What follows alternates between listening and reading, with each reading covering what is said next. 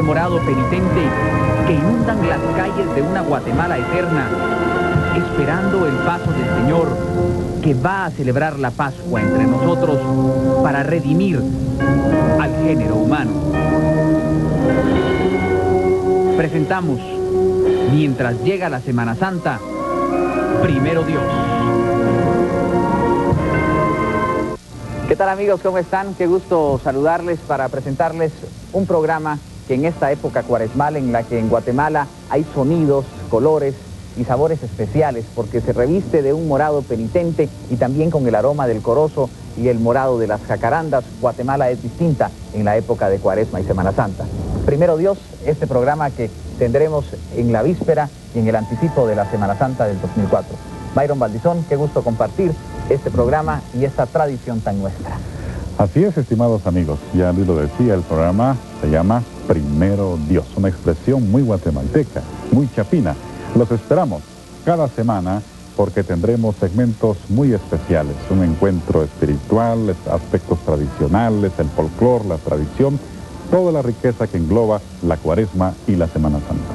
Esta Cuaresma y Semana Santa que es admirada por nosotros mismos, pero también por los extranjeros que encuentran en Guatemala la ocasión perfecta para reconocer la pasión de nuestro Señor Jesucristo en imágenes de pasión que nos llevan precisamente al momento de Jesús camino al Calvario y en el momento de su sepultura, pero también al momento del gozo y la celebración de la resurrección de nuestro Señor Jesucristo. Así que, Primero Dios, todas las semanas y en este anticipo de la Semana Santa 2004. Vaya. Y queremos empezar con una crónica que le hemos titulado La trascendencia de la Cuaresma en Guatemala. Veamos.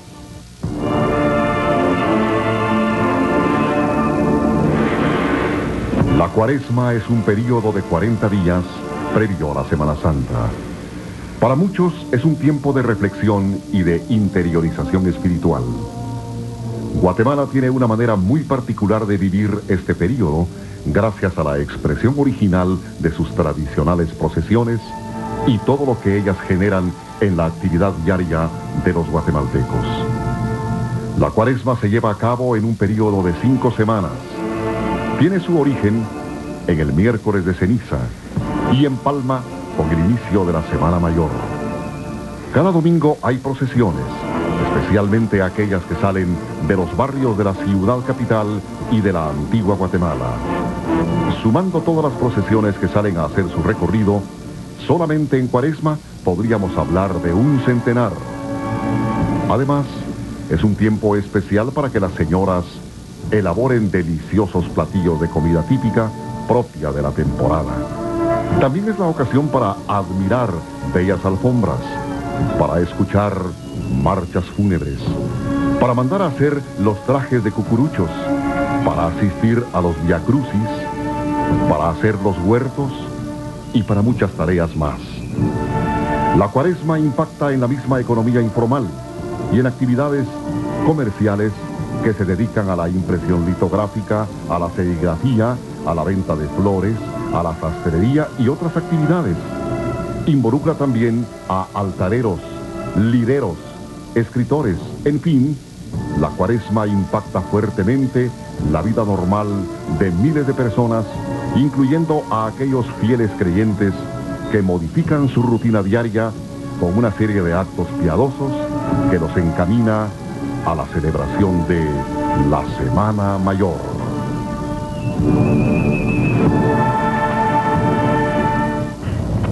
Ahora que nos hemos ambientado con el espíritu de la Cuaresma y que hemos entendido la trascendencia que tiene para nosotros los guatemaltecos, vamos a pasar a otro de los segmentos que tendremos todas las semanas en este su programa Primero Dios, y es que las imágenes de pasión están tan arraigadas en el pueblo guatemalteco que tienen una historia de la cual iremos conociendo en la voz de Luis Gerardo Ramírez y en esta investigación que ha realizado en los últimos años, en la cual se ha ido especializando. Así que, Luis Gerardo, bienvenido. Entiendo y sé que el adentrarse en investigaciones también conlleva hacer hallazgos y el determinar aquellos escultores que tal vez permanecen en el anonimato y sobre todo pues ir a la historia. Así que bienvenido a este programa Primero Dios, y hoy pues empezaremos hablando de una de esas imágenes que están en el corazón de los guatemaltecos. Muchas gracias, Luis, es un gusto y un honor acompañarlos Precisamente como mencionabas, parte del trabajo de investigación es aportar nuevos datos a la ya rica historia que portan nuestras veneradas y consagradas imágenes.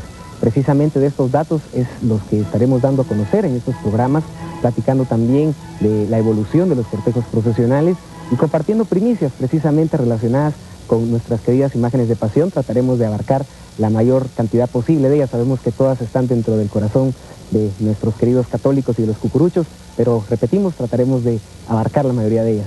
¿Con qué imagen empezamos en este primer programa, Gerardo? La primera de ellas precisamente es una de las más queridas, la consagrada imagen de Jesús Nazareno de los Milagros, Rey del Universo, del Santuario del Señor San José. Veamos.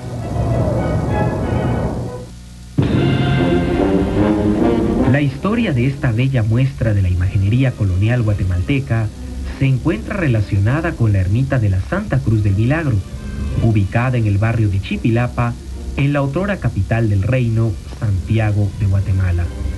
Aunque se desconoce el escultor que elaboró esta notable talla, investigaciones históricas realizadas en el archivo arquidiocesano Francisco de Paula García Peláez en el año 2000, establecieron que la imagen fue donada a la ermita entre 1734 y 1735 por el vecino Lorenzo de Paz y Artides, con la condición de que se erigiera una cofradía para su culto y veneración. La cofradía tomó el nombre de Jesús Nazareno de la Santa Cruz del Milagro y salía en procesión el martes santo por la noche. En el mismo cortejo se llevaba en procesión a la milagrosa Cruz del Milagro, prodigiosa reliquia que, de acuerdo a la tradición y al testimonio de las autoridades civiles y religiosas, tembló misteriosamente en 1683. De acuerdo a fuentes documentales, el culto a la imagen y su procesión fueron adquiriendo popularidad y arraigo dentro de la población, tanto del barrio de Chipilapa como por la gente de la ciudad. En el año de 1773, los terremotos de Santa Marta provocaron serios daños en la ciudad. Otros sismos ocurrieron en diciembre del mismo año. Los daños que el terremoto provocó a la ermita de la Santa Cruz obligaron a que las principales imágenes fueran trasladadas. Tanto la Santa Cruz como Jesús Nazareno fueron llevados a la iglesia del Hospital San Pedro, de donde fueron trasladados en 1780 a la iglesia del Beaterio de Indias en la Nueva Guatemala. La cofradía se instaló en dicho sitio y estuvo en este durante 16 años. En 1796 se trasladó a la iglesia que había sido de la Virgen de la Asunción, ocupada temporalmente por las monjas clarisas. La iglesia pasó a llamarse desde ese momento de la Santa Cruz del Milagro. Actualmente se le conoce como la parroquia. En dicha iglesia permaneció hasta 1802, cuando por problemas de su cofradía fue trasladada hacia la ermita de la Virgen del Carmen. En dicho lugar estuvo poco tiempo, regresando de nuevo al Beaterio de Indias, donde estuvo hasta mediados de 1819.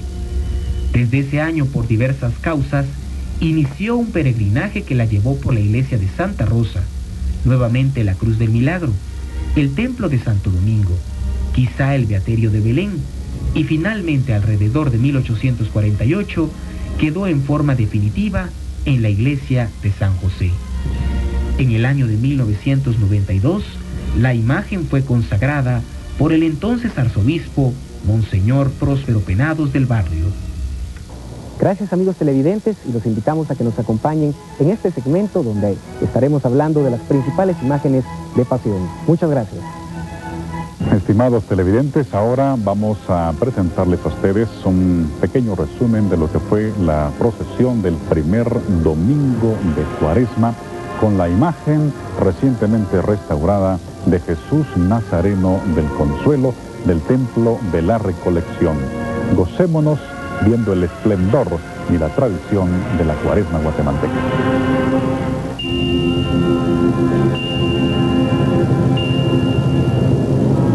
La exhortación de la Iglesia en el tiempo de Cuaresma es a la oración y la penitencia, y en nuestro país cobra gran realce, traducido en una enorme expresión popular que adquiere grandes dimensiones en los tradicionales cortejos de la Cuaresma y Semana Santa. Este tiempo, revestido de morado y con aroma decoroso, anterior a la Semana Mayor, es propicio para las velaciones de las diferentes imágenes de pasión.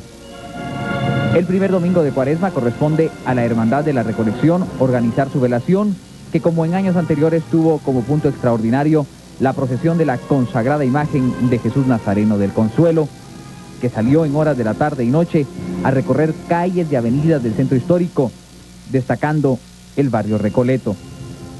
Las actividades habían dado inicio desde el viernes anterior con el recibimiento de esta bellísima imagen que fuera restaurada durante varios meses, por lo que sus fieles le esperaban ansiosos.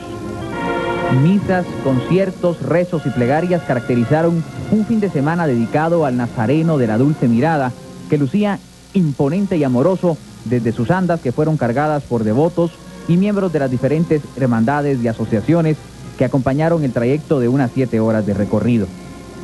El mensaje de las andas representaba a Jesús como pastor de las almas nobles, porque solo Él, como el pastor, conoce a sus ovejas que deben seguirle y amarle.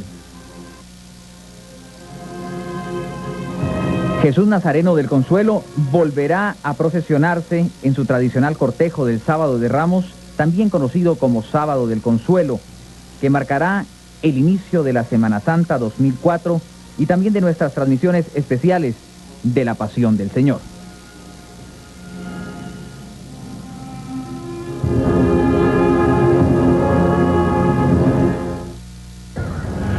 De esta manera empezó la Cuaresma tan tradicional para los guatemaltecos. El jueves anterior la procesión conocida como del Silencio, cumpliendo 50 años de Jesús Nazareno de San José, de salir en procesión el primer jueves de cada Cuaresma.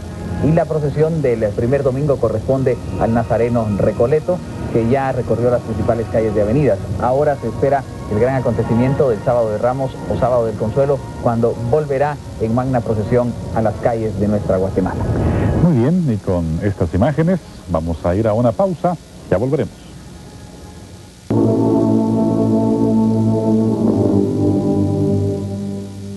Muy bien, vamos ahora a conversar nada menos que con don Julio Farfán, don Julio Enrique Farfán Leal, el promotor e iniciador de también la muy conocida procesión de Jesús de la Demanda. Bienvenido, don Julio, y quisiera que nos contara un poquitito sobre ese nombre, don Julio, La Demanda. ¿Por qué? A través de unos documentos que presentó el licenciado Miguel Álvarez Arévalo en relación a la historia de esta bella imagen, el nombre es conocido desde la época de la colonia como el Niño Jesús Nazareno para la Demanda. Fui yo quien suprimí el para la demanda y le puse Niño Jesús Nazareno de la Demanda. Esta bella imagen durante el año salía a visitar las casas en Antigua Guatemala para recaudar los fondos para los gastos de Viernes Santo, ya que en aquella época no habían turnos y no habían ingresos para la procesión. Por eso es para la demanda o de la demanda, porque yo le puse de la demanda. Muy bien. Pero según los datos históricos que hay, dice para la demanda. Y ahora, los inicios de la procesión, don Julio, ¿cómo empieza toda esta historia que ahora ya cuenta 50 años precisamente? Sí, el inicio de esto empieza un 20 de noviembre de 1954, allá en el Templo de la Merced, cuando el padre Álvaro Charri era superior de esa época y el padre Nicolás Alvarenga, director espiritual de la Congregación Mariana de Nuestra Señora de las Mercedes. Éramos 68 congregantes marianos. Y esa noche me acompañaron 4 buenos amigos que ya no están presentes, ya descansan en paz.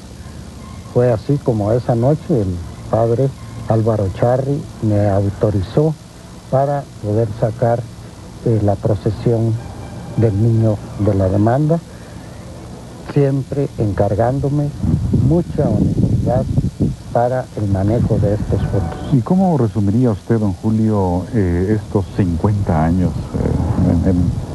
Si le tocara que decirlo en pocos segundos, ¿qué resumen haría en su vida esta procesión?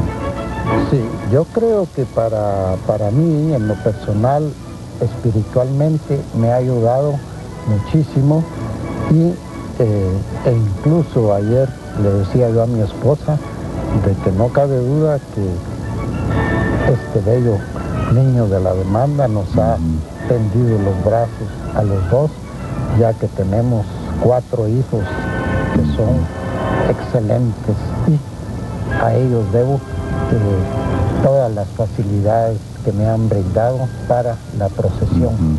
Y además una gran satisfacción con el segundo de mis hijos, que es maestro de música, que es el autor de las marchas oficiales del Niño de la Demanda. Y don Julio, ¿siempre ha salido a la procesión el llamado Sábado de Ramos? Sí, desde 1955, el 2 de abril, que salió por primera vez en Sábado de Ramos. Yo no le cambio el nombre porque hay otros pues del Sábado del Consuelo, pero yo desde aquellos años Sábado de Ramos. Muy bien, don Julio. Quizás me gustaría también que usted le enviara un mensaje a los niños de ayer que pasaron quizás ante su mirada en estos 50 años, ya para concluir esta conversación con usted. Sí, pues algo muy bello que se llevará a cabo el tercer domingo de Cuaresma, 14 de marzo, a las 14 horas, saldrá en procesión esta bella imagen que será llevada en hombros por los niños de ayer, como yo les llamo, que ahora pues ya son abuelos, son padres de familia, que solo a través del teléfono se inscribieron para llevar en hombros a esta bella imagen. Eso me emociona bastante de ver que el tiempo no ha pasado de balde y que la devoción a este bello niño sigue cada vez con mayor amor y entusiasmo. Muy bien, pues don Julio, muchísimas gracias y a usted de verdad felicitaciones por toda esta labor que ha hecho en beneficio de la niña. Gracias a ustedes. Muy bien. Vamos ahora a continuar con nuestro programa Primero Dios. Muchas gracias, Byron, y a don Julio Farfán por esta interesante entrevista. Ocasión especial reviste que la procesión del Niño Nazareno de la Demanda cumpla 50 años de historia. Durante 50 años, muchos niños, que ahora son adultos, han pasado por esta procesión y se ha convertido en un semillero para que las procesiones de la Semana Santa tengan cada vez más afluencia. Este Sábado de Ramos nuevamente tendremos entonces la procesión del Niño Nazareno de la Demanda. Y cuando estas procesiones han pasado, en los alrededores queda de alguna manera un movimiento muy especial que vale la pena analizarlo y detenerlos porque forma parte de las costumbres y tradiciones de los guatemaltecos. Byron nos preparó esta nota de qué hay detrás de una procesión. Bien, amigos, estamos aquí en una tradicional y típica venta de atol, de tostadas, que es otra de las manifestaciones también que surgen alrededor de las tradiciones y de las procesiones mismas de la Cuaresma y Semana Santa. Desde aquí vamos a iniciar también un breve recorrido para mostrarles a ustedes toda esa expresión de colorido, de ventas, de expresión folclórica de esta temporada cuaresmal y de Semana Santa. Así que los invitamos, pero antes, sin lugar a dudas, no me dejarán con el deseo de probar una deliciosa tostada de guacamole. Vamos a ver.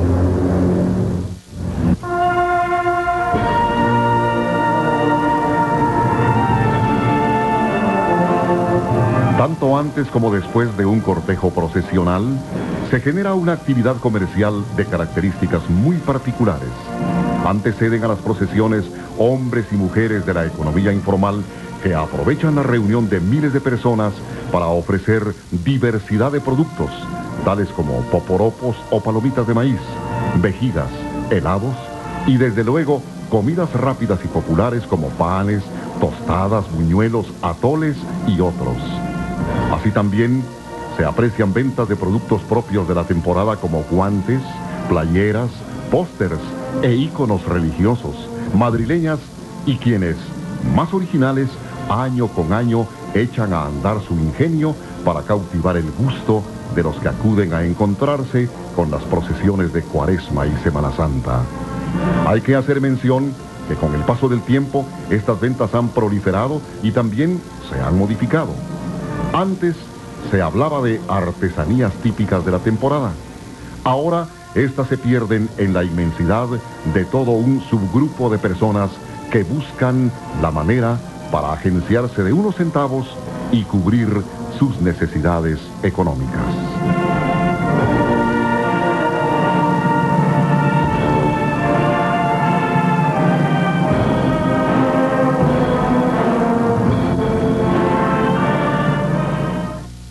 El primer domingo de Cuaresma es típico para las inscripciones de las procesiones de la Semana Mayor. Hicimos un recorrido por algunos templos del centro histórico y esta es la crónica que tenemos para ustedes.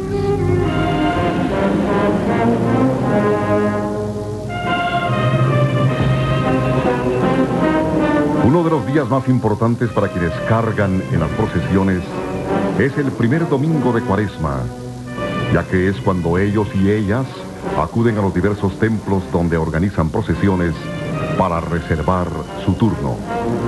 Aunque esta modalidad ha cambiado en los últimos años, sigue siendo este primer domingo el primer encuentro anual con el cartabón, instrumento que se utiliza para medir la altura de quienes van a llevar en hombros a las imágenes de pasión. Los devotos cargadores y cargadoras pasan a medirse. Al saber su altura, van a las respectivas mesas, dan sus datos, pagan la respectiva cuota y reciben una contraseña. Es el quinto domingo cuando acuden nuevamente, ahora a recoger su cartulina que les servirá para tener derecho a cargar. En algunas iglesias las cosas han cambiado.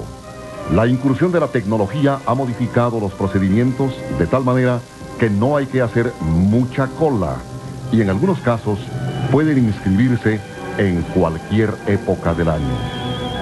De cualquier manera, este primer domingo de Cuaresma sirve también para volver a ver a aquellos amigos que año con año acompañan las antiguas y originales procesiones de Semana Santa.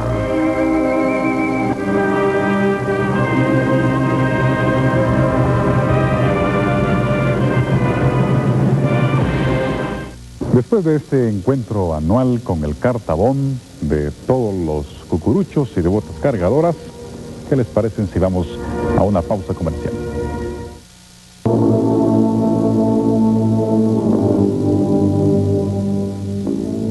Amigos, otro de los segmentos que tendremos semana a semana en Primero Dios es aquel que nos llevará a los pies de la Santísima Virgen de Dolores, que juega un papel muy importante en los cortejos procesionales de nuestra Semana Santa en Guatemala. La Virgen es la corredentora de la humanidad y miles de devotas le llevan en hombros en estas imponentes procesiones. Para introducirnos a este mundo y a esta devoción tan particular nos acompañará todas las semanas Heidi Estrada, a quien doy la más cordial bienvenida, Heidi. Gracias, Luis. Muchísimas gracias a todos ustedes por estar con nosotros. Y así es, como tú bien lo mencionabas, es muy importante que nuestra Madre Santísima siempre estuvo al pie de la cruz con nuestro Padre Celestial. Y bueno, vamos a dar inicio en este segmento con la Virgen de Soledad del Templo de la Recolección, que este 8 de marzo cumple 6 años de haber sido consagrada.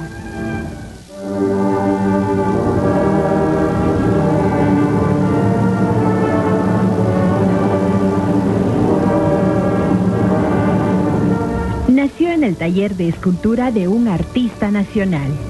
Ciertos devotos aseguran haber visto un documento escrito por don Humberto Solís Soberanis, quien afirmó que la misma era obra del maestro José María Larrabe. Los rasgos de la Virgen de la Soledad, Reina de la Humanidad, son únicos.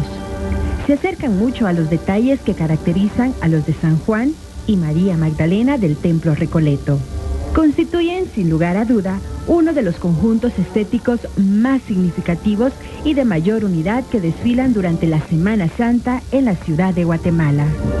presentan un tratamiento extraordinario en cuanto a la cuidadosa capa de pintura con que se formó el encarnado. Dichas tallas fueron sometidas a un cuidadoso trabajo de Rezani, después de los daños sufridos a consecuencias del terremoto de 1976. Para poder encontrar el origen de esta imagen, hay que proceder con más profundidad, tal como lo afirman varios historiadores del arte guatemalteco. Se trata, sin lugar a duda, de la imagen que acompaña las procesiones del Santo Entierro. Y como algunos críticos piensan, posiblemente se mandó a hacer originalmente para acompañar a la imagen del Nazareno del Consuelo, ya que sigue los patrones sobrios y elegantes, convirtiéndose ambos en las joyas más preciadas que haya legado el estilo neoclásico en nuestro medio.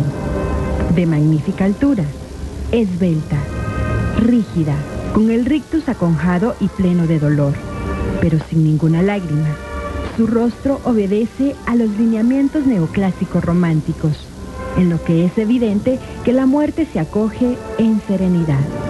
Ya no hay dramatismo. Su rictus se toma en algo dulce y suave. Enfrenta el dolor con estoicismo, pero ante todo demuestra comprensión hacia quienes son los causantes de este sacrificio. Fueron estos detalles los que inspiraron al padre Fray Miguel Amurcia, miembro de la comunidad franciscana, para poder componer una de las marchas dedicadas a dicha imagen titulada La Soledad.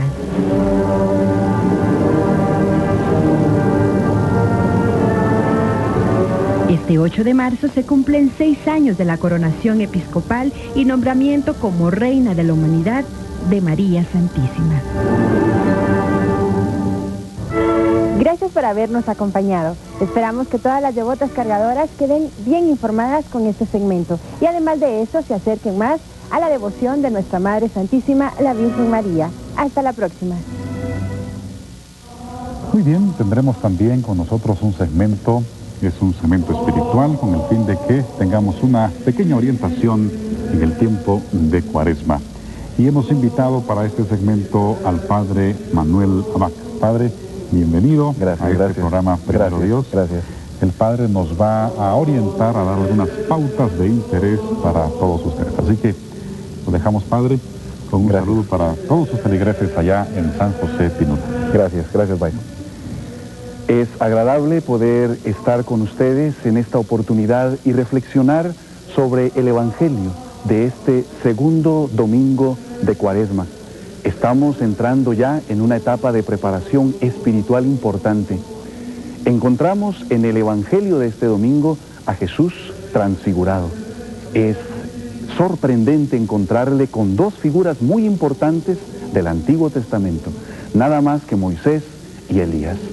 Moisés representa la ley, Elías representa a los profetas. Para nosotros cristianos es normal darnos cuenta de que Jesús es el Cristo, el Mesías. Pero para la mentalidad de los israelitas es importante el respaldo de estos dos personajes. Pero para cada uno de nosotros, ¿qué nos deja ahora esta reflexión y este Evangelio? Figúrense que la pregunta es, bueno, estamos en Cuaresma y el Evangelio del miércoles de ceniza nos habla sobre el ayuno, nos habla sobre la oración y nos habla también sobre la limosna. Los evangelios nos orientan hacia la conversión, pero entonces, ¿por qué la transfiguración? ¿Por qué este momento de triunfo? ¿Por qué este momento de luz en el camino de Jesús? Precisamente porque hay un elemento en la Cuaresma que se ha perdido. Y el elemento de la Cuaresma que a veces se ha dejado un poco de lado, pero es una realidad que también contrae, es el bautismo. La Cuaresma también tiene un elemento bautismal significativo e importante, porque la Cuaresma en sí misma tiene un recorrido hacia la Pascua. La Cuaresma se entiende solo sabiendo que es un camino hacia la Pascua. Entonces, el bautismo juega un papel importante porque debo prepararme a renovar mis promesas bautismales. No es por nada que en la vigilia pascual, nosotros, ese sábado tan importante, la madre de las vigilias, como dirá San Agustín, es el lugar donde renovamos nuestras promesas bautismales. ¿Por qué? Porque en la Cuaresma también hemos reflexionado sobre ello. La transfiguración es entonces recordar que el bautismo es una transfiguración. Sí, todos los que hemos sido bautizados hemos pasado de la vida del pecado a la vida de la gracia. Todos los que hemos sido bautizados hemos de pasar de la tiniebla a la claridad, de la obscuridad a la luz. Todos debemos de vivir entonces la transfiguración, ese cambio, esa renovación, ese como le sucedió al Señor que cambió sus vestiduras de un blanco indescriptible. Así nuestra vida también debe ser capaz de cambiar, de transformarse, de lograr que nuestra vida deje atrás el pecado y ahora viva la luz. Como dice Mateo 5, sean ustedes la luz y la sal de la tierra.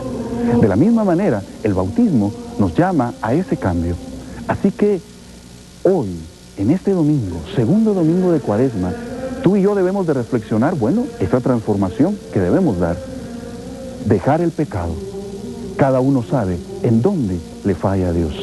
Porque el pecado es fallarle a Dios, pero también es fallarme a mí mismo, a mi realidad y a mi identidad como cristiano bautizado. Así que yo también debo ser capaz de cambiar.